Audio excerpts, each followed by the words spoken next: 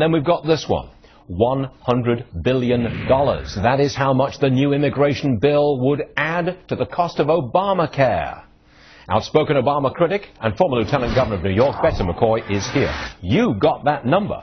I read that number from you in a letter to the Wall Street Journal this week. Why don't you explain how you come up with $100 billion? Well, that's right, because the Obama health law provides that legal immigrants coming in with green cards, right, permanent residents, are automatically eligible for the Obamacare subsidies offered on the health exchanges from the day they arrive.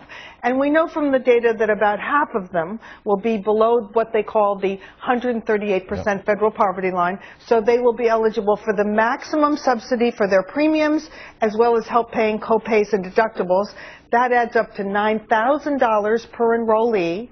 And we know that the pace of legal immigration with green cards is going to at least double under this new immigration bill, which I brought with me.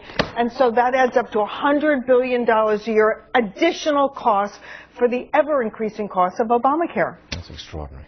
Look, I'm running out of time, but I've got to get this one in. President Obama, at that news conference yesterday, he said 85% of the American public not affected by Obamacare. Well, he was lying through his teeth because, of course, the 25... Strong word. Yeah. When you apply that to the President of the United States, that's a strong word, Betsy. But, of course, the 25 million people who are in the individual market, we are told, will see double-digit increases in their insurance premiums.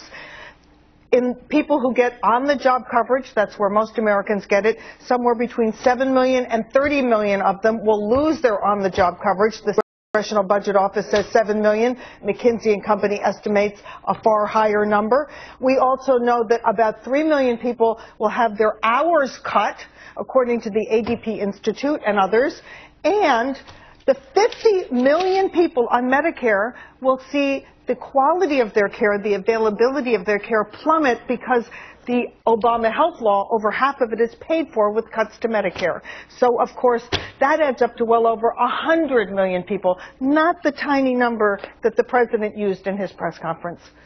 You're killing me here. Right, last one. So it was a bump, a glitch, and a lie. Okay. Now, the ADP organization, they came out this morning and said only 119,000 private sector jobs created in the month of April. Small business in particular is not hiring rapidly. And that, they say, may be because of Obamacare. You want to explain They've been well ahead of the curve on this, watching employer behavior as a result of the threatening provisions in the Obama health law. And they've pointed out two things.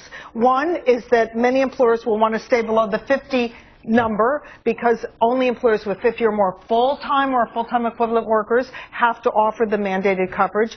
And they also pointed out that health care, retail, sales of all sorts, and service industries will be most affected because the cost of offering this package is so big compared with what people are paid in those industries. Three more headlines from Betsy McCaughey. Thank you very much.